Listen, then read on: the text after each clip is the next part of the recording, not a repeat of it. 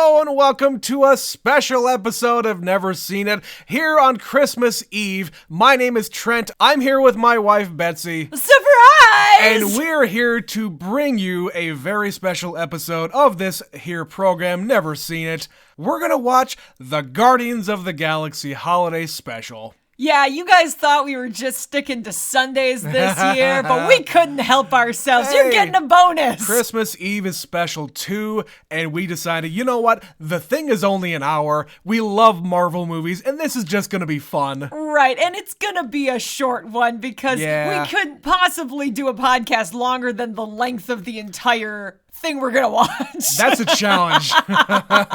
We'll find out. We'll find out. So, Betsy, we have seen a trailer for this thing that we're gonna watch.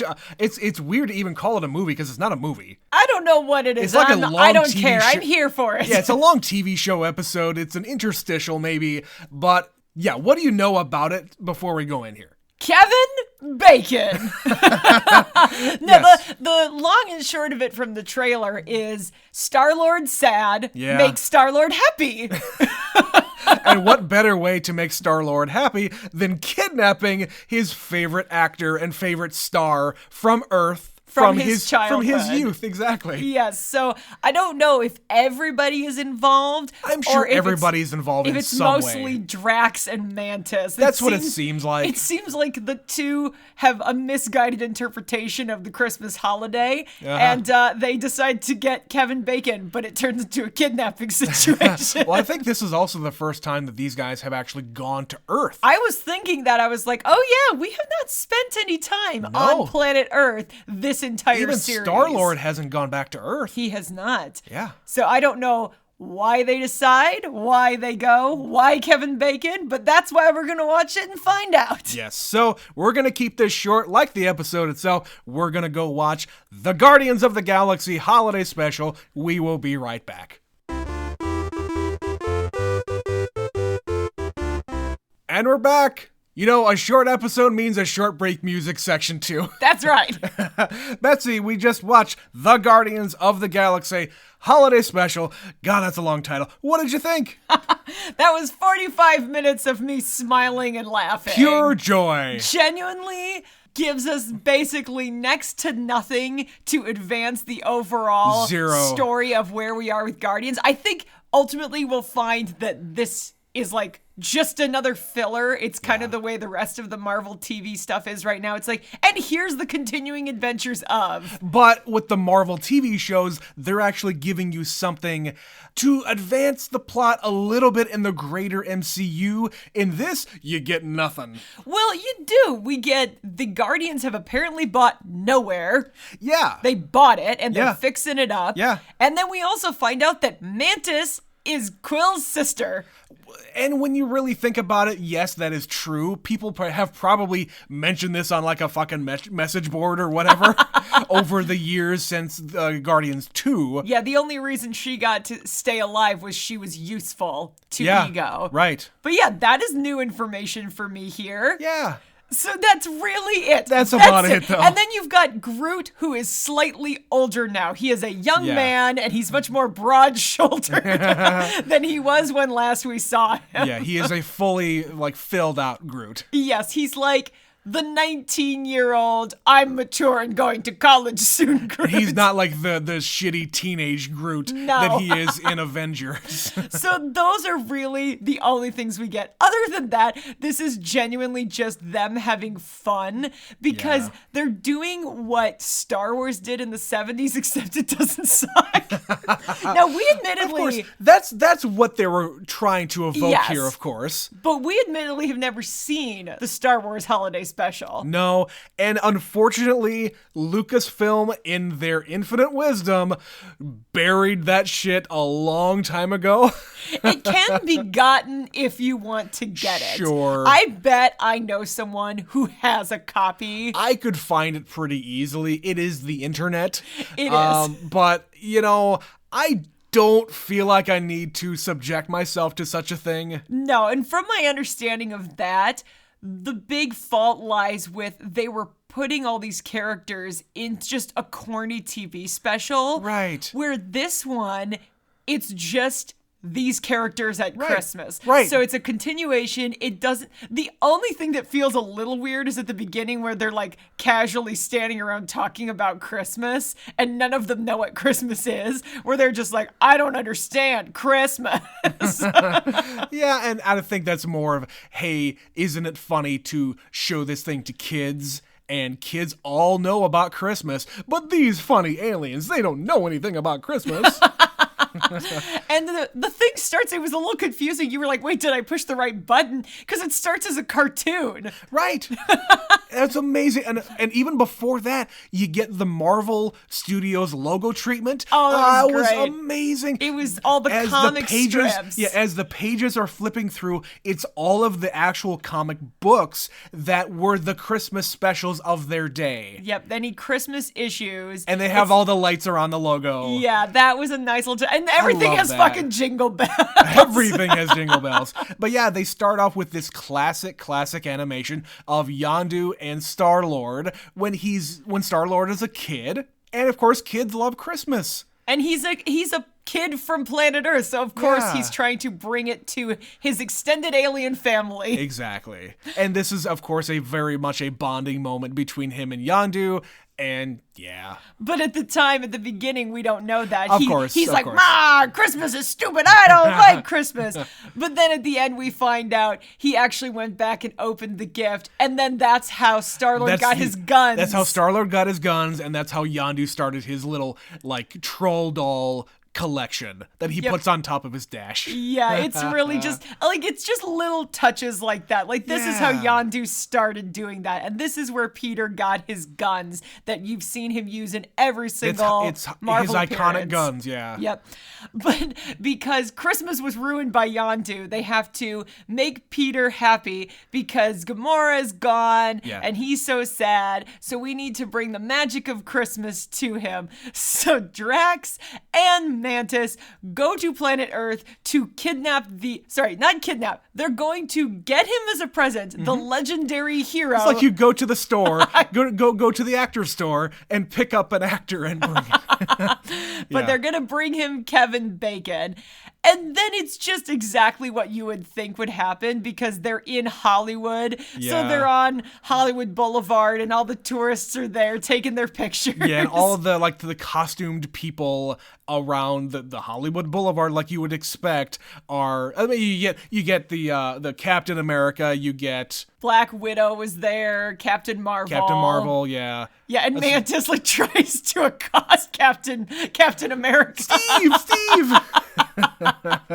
Oh, man. And yeah, they end up in a fucking gay bar on Hollywood Boulevard. And they're just drinking and dancing. Yeah, and then just getting drunk because we need to like pad this out as much as possible. And nobody knows how to find Kevin Bacon. I can't believe it. Nobody in the gay bar. There are tens of thousands of people on planet Earth. No one seems to know where Kevin Bacon is. And I figured the way they were going to find him was exactly what happened. A star map, of course. And they can't get it because they don't have any money because they spent it all in the gay bar. And like, yeah, they were given all of this cash by the tourists of Hollywood Boulevard. That's the game. If you're in a costume, you're expected to tip them for taking a picture with them. One of them actually said, "Oh, I got a picture with the God of War." Yeah. Kratos. I mean, I get it. Like, there is a similarity there, but the stupid Americans don't know the difference. Yeah, man. And before we get too far into the actual Kevin Bacon story, we started off with a musical number. Yeah, so there's a band. This is a real band, the Old 97s. Yeah.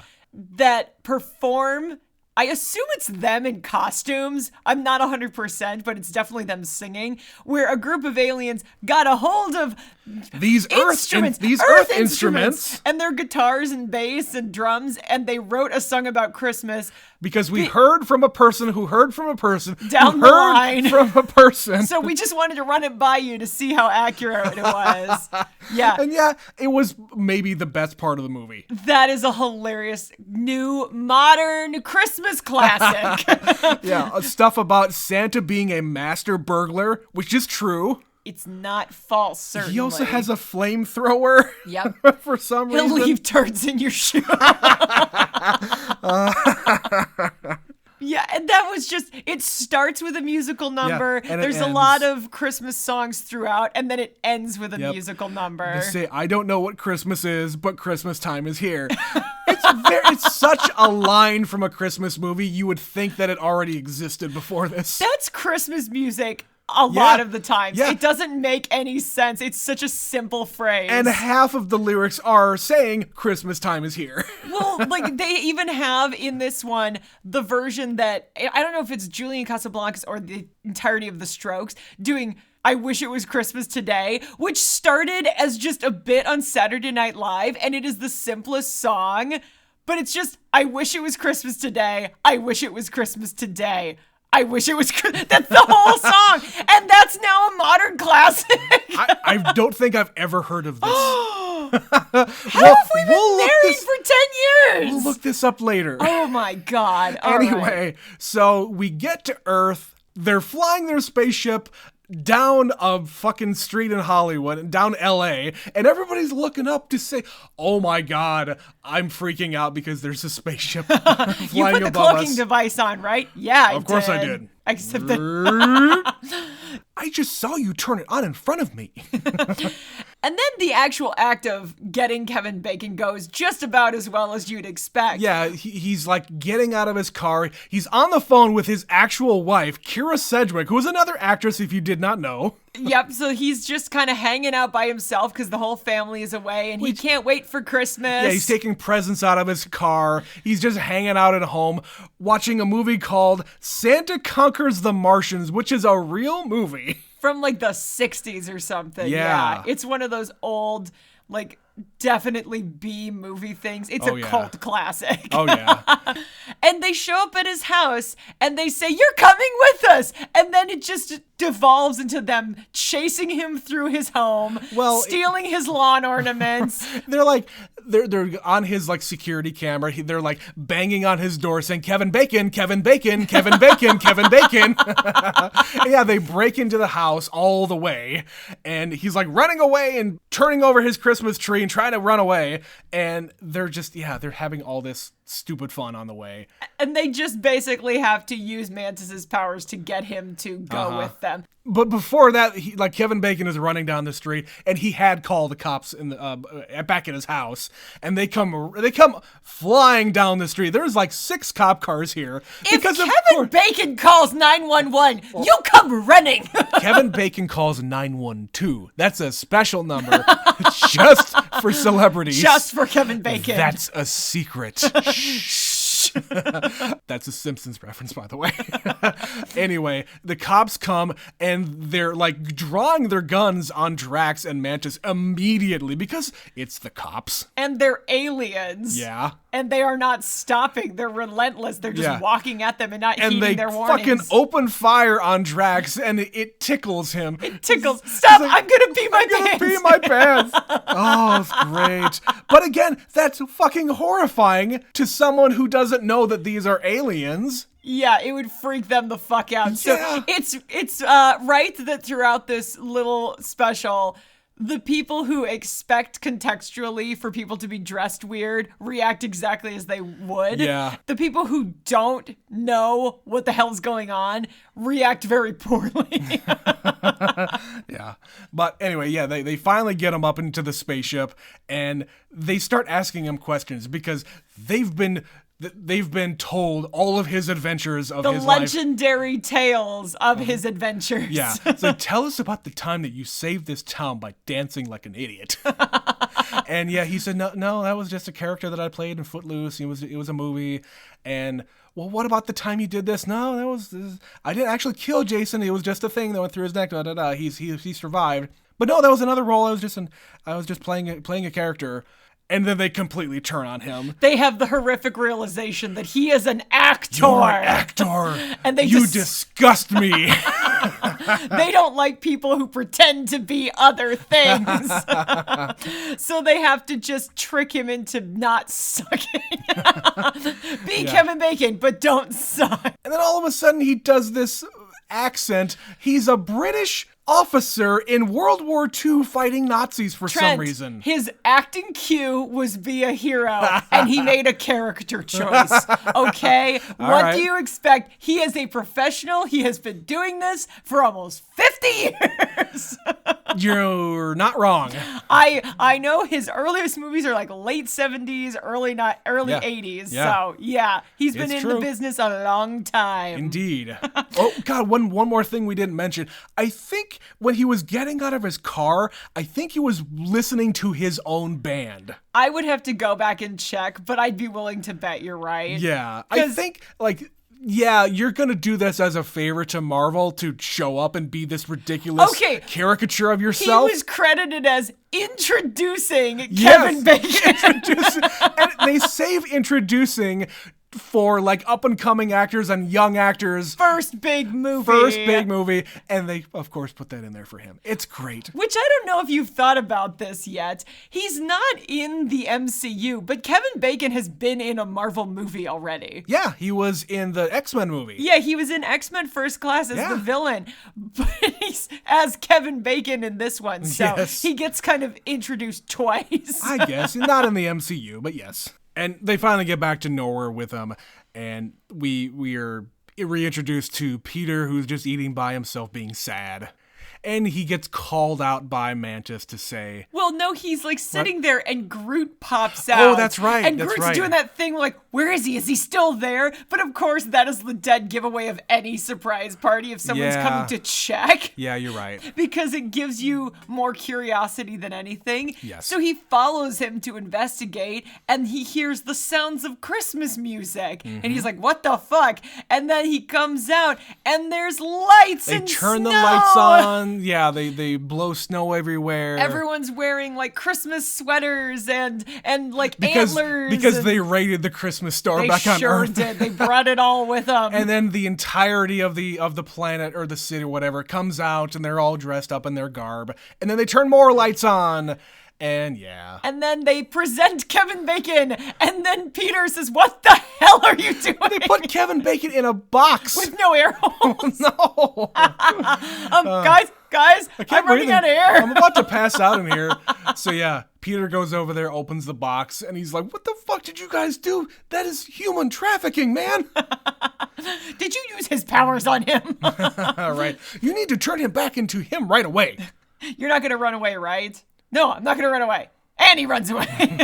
Go get Kevin Bacon. I love how the fact they just call him Kevin Bacon. Never call him Mr. Bacon or Kevin. No, that is exactly what people do when it comes to actors. Yes. Because that is how they know them. Like if you saw Kevin Bacon, you would go, it's Kevin Bacon. Right. Hi, Mr. Kevin Bacon. You call them by their full name as a sign of respect.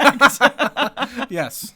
I love after he runs off, Nebula says, I'll get him. You can't run from me, Bacon. Yeah. She cocks her gun, and Peter says, don't kill him. But they finally calm him down, and they're going to take him home. Yeah. But then he gets the story about how Peter's just so sad, and you're a big hero of his. And, you saved a town dancing, and Peter saved the universe dancing. The galaxy, sure. And, that's because of you, and you just mean so much to him. Yeah, and then he gets a call. Yeah, sure. You can get a signal. 450 million light years away. I got really good satellites, really good reception. And of course, it just says Kira on his phone. Yeah. Yeah. It's like, is it okay if I'm just a little bit late, Kira? I got some friends here, and they need me. They need me to tell them about Christmas. And then we get another original song, and Kevin Bacon sings. I don't think a lot of people know that Kevin Bacon has a band, and it's been around for a long time. It's the Bacon Brothers. It's him and his brother. Yeah. The Bacon Brothers. And they have been touring for like 20, 30 years. Totally. And it's not an infrequent thing. They do this like a full-blown tour every couple of years. Yeah. So it's not hard to see them. They're around all the time. Totally. But yeah, this is really him playing guitar and singing. Mm-hmm. And of course, during this entire song, we've got people exchanging gifts. Yeah, Nebula gives Rocket Bucky's arm. Groot gets a Game Boy, an original Game Boy. Yes, he because does. he's always playing his other like Atari, but like Atari portable game. It was a very modern version of it, but yeah, it's a little better. At Kevin Bacon's house, Drax found the inflatable elf on the, Drax, on the front. He Drax thought that gets was his great, elf. but he left it, so Mantis got him one for Christmas, and it makes him so happy. And then Groot goes around and like gives every one of the crew members a like carved scene of their adventures on Earth. Of this special. It's just basically, here's them being sad, here's them chasing Kevin Bacon. And then the last one is just, here's, I don't know the character's name, the guy with James Gunn's brother. James Gunn's brother. It's him holding the figurine, holding the figurine, holding the figurine, holding the figurine. Yeah. And yeah, everybody is filled with the Christmas spirit. And then they send Kevin Bacon home, and everybody's happy. But not before Mantis tells Peter her big secret. Yeah, and Peter is like, why did you guys do this for me? All of this. All of this. And Mantis is like, you know, I've got this secret and I'm about to tell you. It may be a thing, but it is a thing. Ego is my father, and that means that you're my brother. Yeah, your father is my father, Yeah. and we're related. Peter's, does that mean you're my sister? Man, that is just the greatest Christmas present of all.